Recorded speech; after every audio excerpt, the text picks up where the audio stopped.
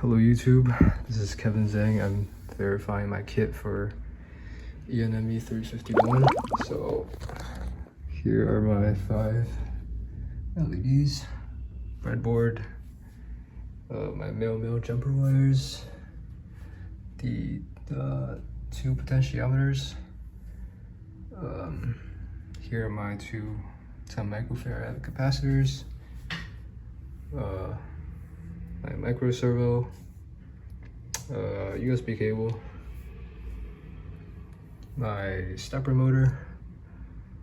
Let's see. Yeah, these are my 2 photocells.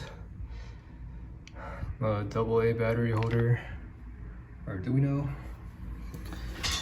And my resistors. There's 10 ohm, 100, 330, 470. 1K, 4.7K, 10K, 100K, and the rest of my resistors are in here.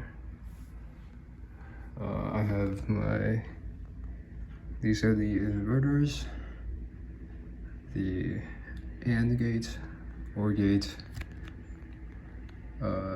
This is the op amp, the 4 op amps. This is the H bridge.